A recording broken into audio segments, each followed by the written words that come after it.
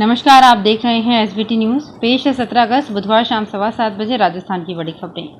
Roadways की पुरानी व खटारा हो चुकी बसों में सफर करने वाले यात्रियों का सफर अब आसान होने वाला है। रोडवेज राजस्थान के बस डिपो के लिए 550 नई बसों की खरीद करेगा। नई बसें आने से लंबे समय तक मेंटेनेंस का बड़ा खर्च नहीं होगा। आगामी कुछ महीने में बसें आने के बाद जल्द ही जोधपुर डिपो को नई बसें मिलना शुरू हो जाएगी। गौरतलब है कि रोडवेज में बसों की खरीद का मामला पिछले करीब 1.5 साल से पाइपलाइन में था।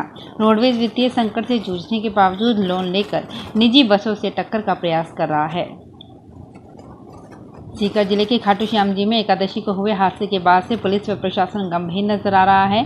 सीकर पुलिस अधीक्षक कुंवर राष्ट्रदीप ने थाने पर पुलिस, पालिका, मंदिर कमेटी, बिजली व पीडब्ल्यूडी विभाग की समीक्षा बैठक ली। उन्होंने कमियों को शीघ्र दुरुस्त करने के निर्देश दिए। पुलिस अधीक्षक ने लाला मांगेराम से प्रवेश द्वार के पास के टूटे मार्ग पर शीघ्र सीसी सड़क बनाने के लिए ईओ से कहा। रिंगस रोड पर पेट्रोल पंप के पीछे सरकारी पार्किंग पर बैरिकेड्स व लाइट की व्यवस्था करने के लिए मंदिर कमेटी को निर्देश दिए। कानपुर धर्मशाला के सामने व मुख्य प्रवेश द्वार के बाहर लगे बिजली के ट्रांसफार्मर को शीघ्र दूसरी जगह शिफ्ट करने के लिए कनिष्ठ अभियंता से कहा। सरकार कृषि में ड्रोन तकनीक का उपयोग कर खेती की पैदावार बढ़ाएगी। ड्रोन से उर्वरक के छिड़काव से लेकर विकास और कल्याणकारी परियोजनाओं की निगरानी भी करेगी। केंद्रीय संसदीय मामलों और संस्कृति राज्य मंत्री अर्जुन राम मेघवाल ने कहा कि तकनीक आधारित कृषि समय की मांग है। हमारे राज्य की खेती में ड्रोन तकनीक की बहुत गुंजाइश है। हम तकनीक का उपयोग कर पैदावार बढ़ा सकते हैं। केंद्रीय मंत्री ने कहा कि उन्होंने बीकानेर जिले में स्थित गुसाईसर गांव में आयोजित कार्यक्रम में ड्रोन से कीटनाशक व उर्वरक के छिड़काव का अवलोकन किया। ड्रोन मात्र 10 मिनट में 1 एकड़ क्षेत्र में नैनो यूरिया या कीटनाशक का छिड़काव किया जा सकता है। पर्यटन स्थल माउंट आबू में इन दिनों गहरी धुंध के बीच भालुओं का शहर में विचरण करने का क्रम जारी है।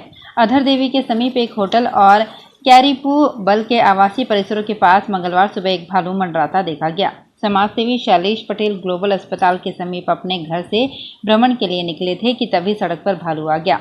लोगों के शोर मचाने पर वो झाड़ियों में ओझल हो गया।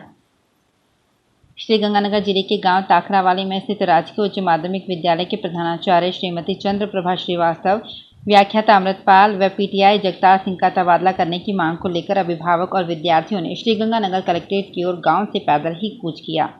बाद में शिक्षा विभाग ने आरोपी स्कूल स्टाफ को यहां से तबादला करने की अनुशंसा की।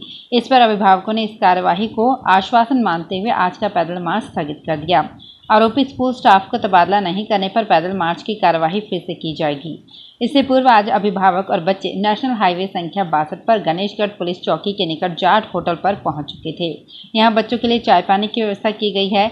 मामला बच्चों के पैदल कूच का होने पर प्रशासन हरकत में आया।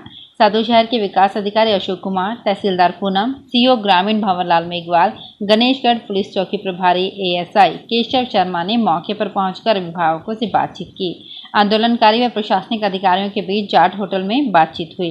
अभिभावक सुरेश कुमार ने बताया कि प्रशासनिक अधिकारियों ने बताया कि स्कूल के तीनों अध्यापकों को हटाने की मांग के बारे में उच्च अधिकारियों को अवगत करवा दिया। अभिभावकों एवं बच्चों के सख्त रवैये को देखते हुए जिला शिक्षा अधिकारी श्रीगंगानगर ने शिक्षा निदेशक बीकानेर को आरोपी स्कूल स्टाफ को एपीओ करने की अनुशंसा का पत्र लिखा। गुजरात और हिमाचल में इस साल विधानसभा चुनाव है। वहीं 2023 में मध्य प्रदेश, राजस्थान सहित कई राज्यों में चुनाव होने वाले हैं। ऐसे में भाजपा खुद को संगठनात्मक रूप से मजबूत करने में जुटी है। इसके तहत राष्ट्रीय अध्यक्ष जगत प्रकाश नड्डा ने बुधवार को केंद्रीय संसदीय बोर्ड और केंद्रीय चुनाव समिति का गठन किया है। समिति में राजस्थान से ओम माथुर को जगह दी गई है। राज्यसभा सांसद का कार्यकाल पूरा होने के बाद माथुर के पास फिलहाल कोई पद नहीं था, लेकिन केंद्रीय नेतृत्व ने उन्हें चुनाव समिति में शामिल करके साफ कर दिया है कि माथुर की उन्हें कितनी जरूरत है। वहीं राजस्थान से राज्यसभा सांसद भूपेंद्र यादव को भी इस समिति में शामिल किया गया है। नागौर छात्र संघ चुनाव को लेकर इस बार बीआर मिर्धा कॉलेज में कोई मजबूत उम्मीदवार एबीवीपी और एनएसयूआई को अब तक नहीं मिल पाया है। ऐसे में पिछले 3-4 साल से छात्र हितों को लेकर लड़ाई लड़ने वाले छात्र नेता वासुदेव बांता ही एकमात्र जिताऊ उम्मीदवार दोनों ही पार्टियों को लग रहा है। ऐसे में दोनों ही पार्टियां अपनी ओर बांता को खींचने में अपना पूरा जोर लगा रही हैं। हालांकि अब तक बांता ने किसी पार्टी में जाने का रुख नहीं किया है। बांता का कहना है कि वे निर्दलीय ही चुनाव लड़ेंगे। श्रीगंगानगर जिले के कई हिस्सों में मंगलवार देर रात बरसात के बाद बुधवार को दिन की शुरुआत हल्की फुहारों के साथ हुई। दोपहर तक ये सिलसिला जारी रहा। अधिकांश लोग सड़कों पर निकले भी और हल्की फुहारों के बीच अपना दैनिक कामकाज निपटाते रहे। जिला मुख्यालय पर मंगलवार देर रात बरसात हुई, इससे सड़कें भीग गई। वहीं सुबह दिन की शुरुआत बादलों के साथ हुई। देर तक काले बादल नजर आने के बाद हल्की वर्षा शुरू हुई। प्रतापगढ़ जिले के राजकीय उच्च प्राथमिक विद्यालय भेरुखा करा के नवनियुक्त शिक्षक ने एक अनोखी पहल को लेकर राजकीय सेवा की पहली सैलरी से विद्यालय को एक स्मार्ट प्रोजेक्ट भेंट किया।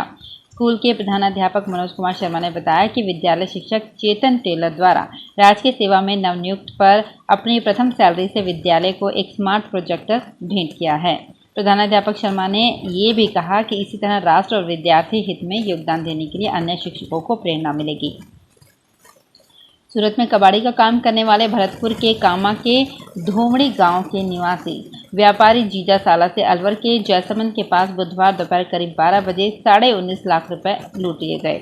जीजा हकमुद्दीन व साला हारून अलग अलग बाइक पर लिवारी से दादर जा रहे थे। साले के पास नोटों का बैग था, तभी पीछे से 2 बाइक पर 5 बदमाश आए। एक ने हारून की बाइक के आगे बाइक लगा दी, दूसरे ने कनपट्टी पर कट्टा लगा दिया, तीसरे ने नोटों से भरा बैग छीन लिया और भाग गए।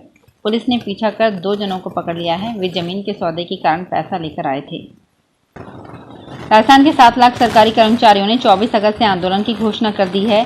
गहलोत सरकार की ओर से खेमराज कमेटी का कार्यकाल बढ़ाने से राज्य कर्मचारी ने गहरी नाराजगी जताई है।